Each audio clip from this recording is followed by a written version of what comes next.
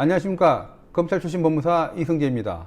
명예훼손 고소장 작성 전 이것 세 가지 반드시 검토하지 않으면 100% 혐의 없음 불송치 결정됩니다 라는 주제로 여러분께 간략하고 명확하게 설명드리겠습니다.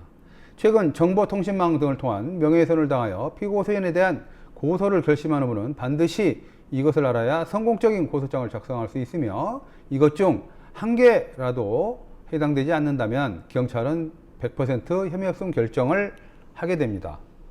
따라서 경찰, 검찰 출신 법무사가 명예훼손 고소장을 작성하기 전에 반드시 검토해야 할 중요한 세 가지 요소를 설명드리도록 하겠습니다.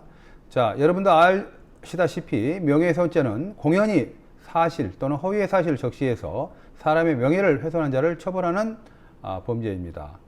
명예훼손 행위는 사실을 적시하는 경우는 물론이고 허위 사실을 적시하는 경우에 더욱 큰 처벌을 하도록 규정되어 있습니다. 최근에는 인터넷이라든지 카카오톡 등 정보통신망을 통하여 사람을 비방하는 사건이 빈번하게 발생하고 있습니다.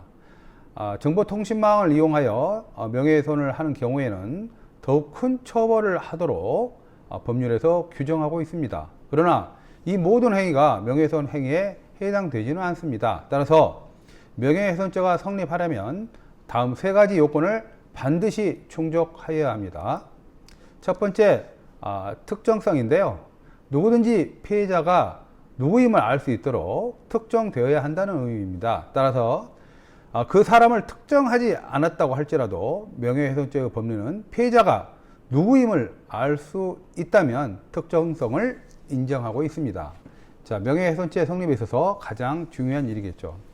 두 번째, 공연성입니다. 전파 가능성인데요. 카카오톡 등 단톡방, 인터넷 공간 또는 여러 사람이 모여있는 공개된 장소에서 피해자에 대한 사실을 적시하여 명예훼손을 하는 행위를 말합니다.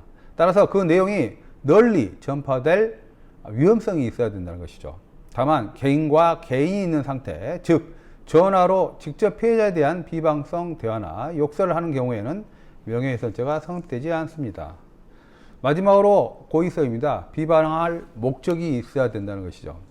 피해자에 대해서 고의적으로 사회적 평판이 좋지 않게 할 비방의 목적이 있어야 됩니다.